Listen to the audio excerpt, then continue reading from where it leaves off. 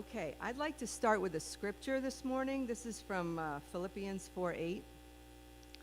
Finally, brothers and sisters, whatever is true, whatever is noble, whatever is right, whatever is pure, whatever is lovely, whatever is admirable, if anything is excellent or praiseworthy, think about such things. Would you like to be more focused on the good in your world? Would you like to be more aware of how your life is touched by divinity? Would you like to see how your prayers are being answered? Would you like to live a happier and more grateful life? Then spiritual journaling is for you. That was my pitch. Unity emphasizes the divine spark that's inside all of us. And journaling as a spiritual practice helps us to access that divine spark, the divine wisdom that we all have inside of us. Probably everyone here and everyone watching on YouTube has had brief flashes of that divine wisdom, moments when you just feel at one with the Spirit. You feel like you're really walking with the Spirit. But most of us know that continuous access to that wisdom requires some form of discipline on our parts. For some of us, that could be regular meditation. For some, it might be contemplative prayer. Some people use the ancient practice of Lectio Divina, where you take a sacred scripture and you sit with it. It consists of 4 parts: reading, meditating, praying, and contemplating. But today, I want to focus on the discipline of spiritual journaling. For me, the practice is really simple. I just write a letter to God every day. That's it. Okay, I'm done. So I use words, right? Just words. But we all know that our words have great power. Many of us have been damaged by other people's words, particularly when we were children. If we heard negative things, we internalized those words. We can still be damaged by other people's words. We can take them in.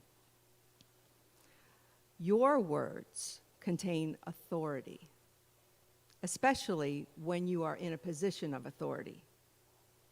And who is a greater authority over your life than you?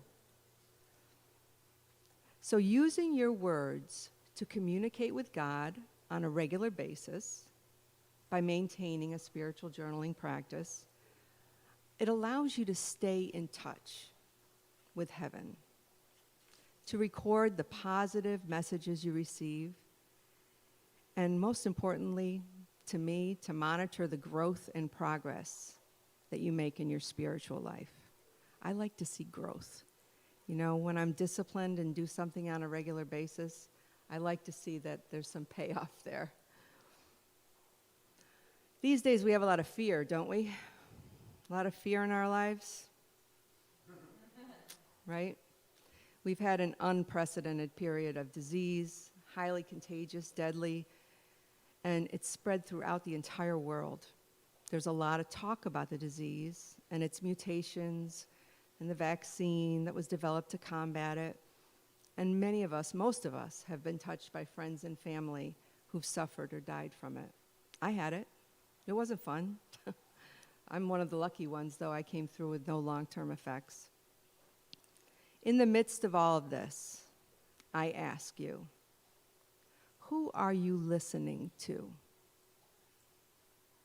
Are you listening to that sweet, small voice of God, that quiet little voice?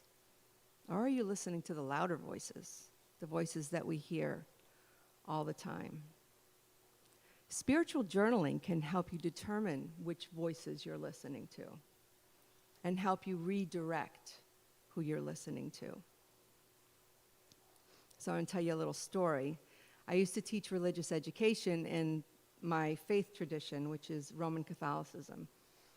And I kind of went along as my kids grew up. I got older as I taught. So I was teaching a 6th grade class. And 6th graders are a little tough sometimes, right? On the verge of puberty or already right in puberty, and they can be a little bit rebellious and difficult. So I figured, all right, let me use some music, because music is universal, and a lot of times music can affect us in ways that words might not affect us. So I was playing a song. I decided to choose this song called "Who Are You Listening To?" And I played the song, and about half the class, most of the class, they were listening. They were paying attention to the words. But there was one boy who just didn't want to listen. And he was trying to ruin it for everybody else. And after the song, he was a smart aleck, and he made some smart aleck comments about what a stupid song it was and all that stuff. And at the moment, because hindsight is 20/20, I could have said, are you listening to him or are you listening to this song? But it really proved the point. Who are you listening to? Because some of those voices can be really, really loud. And I also have a friend that I used to meet on a regular basis, and she talked a lot about lies. Sometimes we listen to the wrong voices, and it's not the truth. It's lies. And that came out one night when we were sitting at Professor Java's, and I was telling her about some negative things that a family member was saying to me. And she said, lies. And then I told her about how I felt when that family member said negative things. She said, lies. And no matter what I said, she said, lies.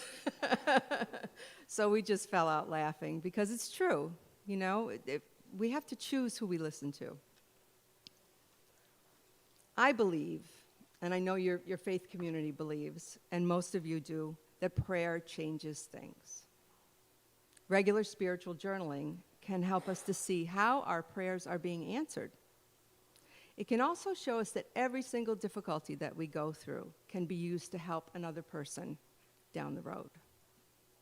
We are not meant to do this alone. My first book, Abba House and Me, Prayer Changes Everything, I started writing that as a history of a house of prayer that operated in Albany for 30 years. And I did that because one of the foundresses was my first spiritual director.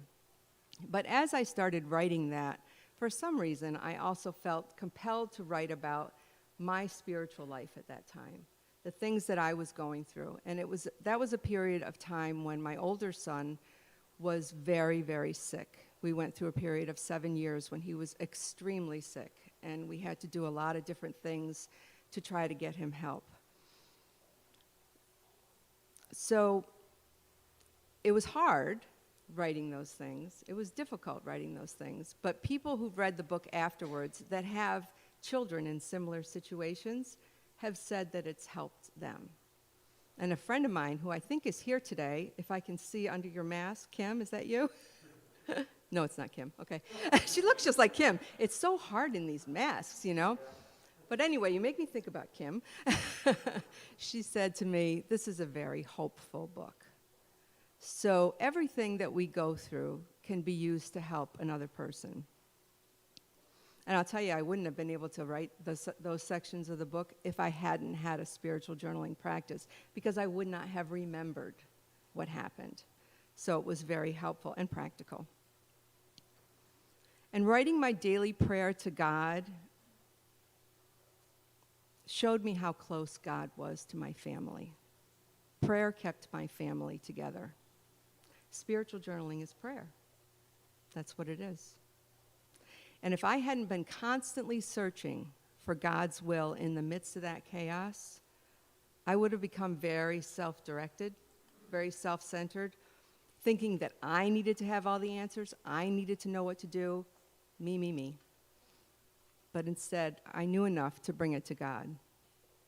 What I needed to do was pray and give it to God, and then pay attention to the direction that I was being led. So I wrote, and I asked for help. I still do. Every day I write, and I say, help me with this, please. Help me with this, please.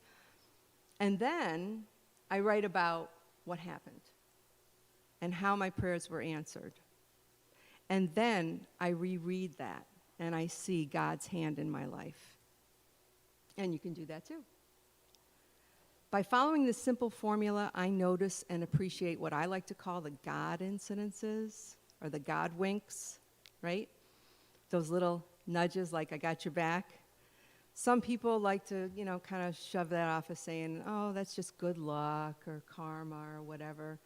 I prefer to think it's God's hand in my life, on my life, all the time. And it reminds me of this verse. I love this verse. And therefore the Lord earnestly waits, expecting, looking, and longing to be gracious to you.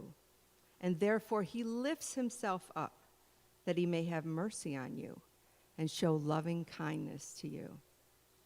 God lifts himself up to show mercy to me, to show mercy to you. Can you picture that? You picture God just sitting there, and then he sees, oh, look, there's Anne, she needs help. And just kind of lifting up and saying, what can I do? How can I make this better? It's a beautiful verse. That's Isaiah 30. So here's another area where the practice of spiritual journaling helps me. I love the scripture, I can do all things through Christ who strengthens me. Most people are familiar with that scripture. It's a good one to hold on to during difficult times. That's Philippians. But for me personally, I need discernment to determine what I'm supposed to do and what I'm supposed to leave to someone else. Because I'm a bit of a doer. I go, do, fix. I go to a 12-step program for that. My control issues. So, there have been times when I've been in that go, fix mode that I've interpreted that scripture as meaning I had to do all things by myself without help from God or others. But with regular spiritual journaling, I can discern what's mine and what I should give to someone else to do, just to leave my hands off, take my hands off of it. According to the book of Ecclesiastes, there's nothing new under the sun. But yet, each one of us is new, aren't we?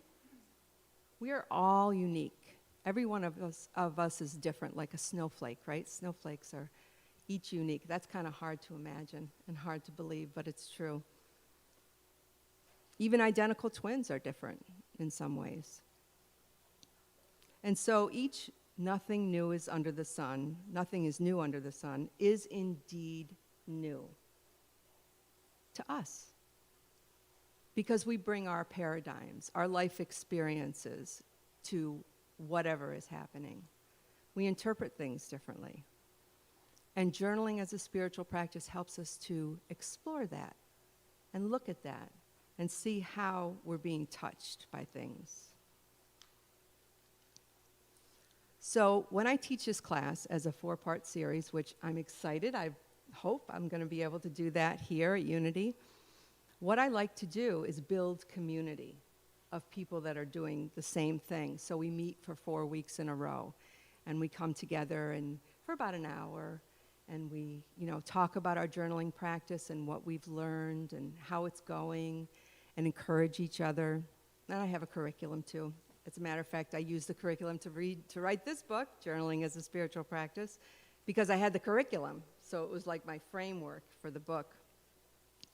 So I always talk about the importance of rereading the journal.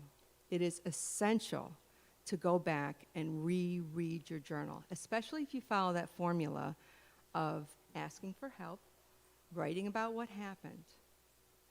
You have to go back and see. And when you go back and read, you see the blessings. The blessings are just enormous. It's God is with us all the time, every single minute of the day. But we're so caught in this world that we don't often think about that. So it's really important to go back and reread your journal. Usually what I'd like to do is I read at least the day before when I sit down to journal for the day. And then a couple of times a month, I read a couple of weeks. But the most significant reread that I do is I do a retreat usually in December or January where I like to just go away and be by myself, a self-directed retreat. And I read the whole year. I see the whole year. And it's amazing. It's just phenomenal, the things that happened in the year. And if I didn't write them down, I wouldn't remember them. I just wouldn't. I wouldn't remember them. So that retreat, that time alone with the God of my understanding and my journal, my letter to God, my prayer, is a very special time every year for me. If I've had a particularly difficult year, like the year 2018 was the year my late husband passed, the read-through can really elicit some strong emotions. And being in a safe, quiet retreat space away from the pressures of daily life is very helpful, helps me to process those emotions. And along that note, life is not always a bowl of cherries, is it? Life is tough. Life can be really tough. And your spiritual journaling practice is a great place to vent, particularly if you find that you're saying the same complaints over and over again to different people. You hear yourself saying, oh, here I go again. I'm complaining again. I'm doing it again. That's like a trigger to say, oh, I need to bring this to God. I need to bring this to my journal, and I need to bring this to God and let go of it. Writing honestly about your feelings, telling God your negative emotions, and asking the divine for assistance can be really, really cathartic, really good. Get all that stuff out. Through your spiritual journaling practice, you are deepening your relationship with the God of your understanding. And like all good, healthy relationships, you can vent. You can speak freely. When you're in a good, healthy relationship, you can speak honestly with another person. And remember, God has broad shoulders. I love that. God can take it. I remember one time I was so frustrated. It was when my son was sick. And I was in the car and I was driving and I just started screaming at God, just screaming. And then I realized, it's okay. It's okay to do that. That's not the way I was raised in my faith tradition. We didn't scream at God. We were taught that God screamed at us. But now I know that it's okay. It's okay to yell and to holler and to cry. It's okay. So here's a few practical suggestions for your journaling practice. When you sit down to journal, try to unplug. Turn off your cell phone, turn off the television, turn off the radio, turn it all off. Put your attention and your focus in your journaling. It's like if you were going out to lunch with someone, with a friend that you hadn't seen in a long time, and you kept looking at your phone, how would your friend feel? Really not too good, right? Yeah. So the same thing. This is a relationship. So be respectful and focus. Focus on the relationship. Find a favorite spot, or 2, or 3, but a regular spot where you like to go and do your journaling. Make it comfortable and secluded enough that you won't be interrupted as much as possible. I mean, there's always interruptions. When my children were small, it's hard to believe that my children were ever small. This is my son here. I sat at the kitchen table and lit a candle held by a candle holder that my older son had given me during a particularly difficult time of his life. So it meant a lot to me that he had picked out this candle holder for me. I would light the candle and I would read scriptures and do my journaling. And when my sons attempted to interrupt me, as children do, my late husband would say, "Leave your mother alone, she's praying." So he was my guardian there. Sister Libby used to talk about, this woman that had a lot of children, and she was a housewife, and she had one of those big aprons, and when she wanted to pray, she would pull the apron up over her head. So in that way, she was kind of getting all that stuff away from her eyes, but she was also telling her children that she was praying, I heard another story about a man who would take a chair when he came home from work, take a chair and bring it into the bathroom and put it in the bathtub and sit there and do his prayer time, because in that family, people weren't interrupted in the bathroom. That's not always the case. Some of us that have pets know that too, right? They even scratch at the door. So, okay. So another thing, try to make your time your time. Add some special touches. Maybe a particular pen that you like that writes really smoothly. A pretty journal. I just bought a pretty journal when we were in Cape Cod that has jewels all over the cover. So, a special journal, something that touches your heart. Maybe a shawl, a prayer shawl or a regular shawl. Maybe a candle or some, incense or essential oils. Just something to really put you in the mood, to make it a sacred time. So make it your special sacred time. Remember to be as free and creative as you want to be. This is your journal. This is your letter. Nobody else is going to read it. It's yours. If you're worried about people reading it, we'll talk about that in the class, because that's a worry that sometimes people have. But be free. Relax your grammar rules. Relax your spelling rules. Nobody's going to publish this. This is yours. Even collage if you want to, or draw, or paint, whatever you like to do. And please, please remember that you can't do this wrong. There's absolutely no way that you can do it wrong. Just show up and do it. That's all you have to do. So we're going to do a little meditation practice to help us do what the scripture at the beginning of my talk told us. Remember? I'm going to read that again. Finally, brothers and sisters, whatever is true, whatever is noble, whatever is right, whatever is pure, whatever is lovely, whatever is admirable, if anything is excellent or praiseworthy, think about these things. This is an exercise from my book. I put exercises in here. That's what I call them, exercises, but they're not really exercises. They're not like exercises. They're spiritual exercises. They're meditations, really. And this one is called Relive the Joy. So get comfortable in your chair, your pew, wherever you are, feet flat on the floor. It's always best to straighten your spine. Let the energy flow through your spine. So roll your shoulders back and down. Shake out your head a little bit. And close your eyes. And I invite you to remember an event in your life that was particularly joyful.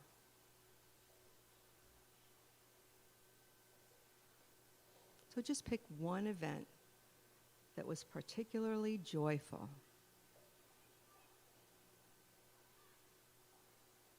Use all of your senses. Remember the weather, the time of day, the season, and its sights and smells. Remember the people who are with you. Recall their mannerisms and their voices.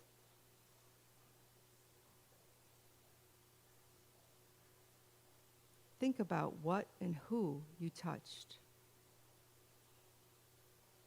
The fabric of the clothes you wore, or the feel of a person's skin.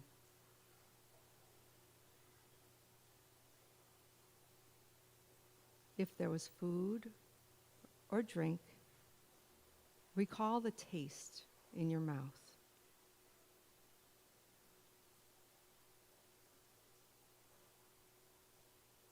Connect with your feelings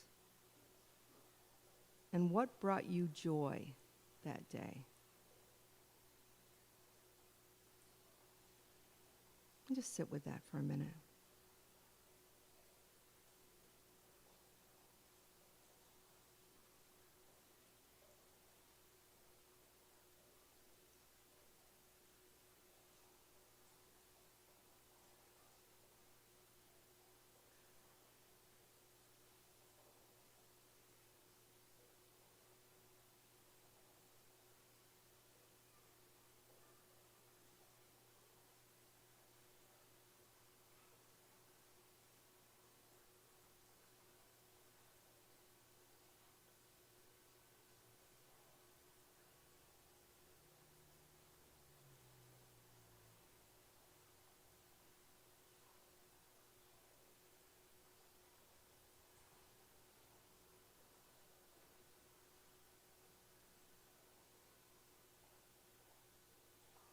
And when you're ready, thank the divine for that experience. Thank the people in your memory who are with you.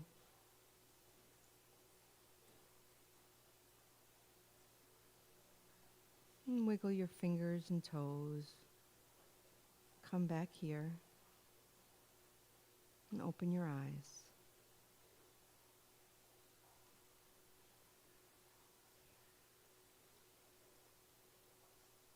We have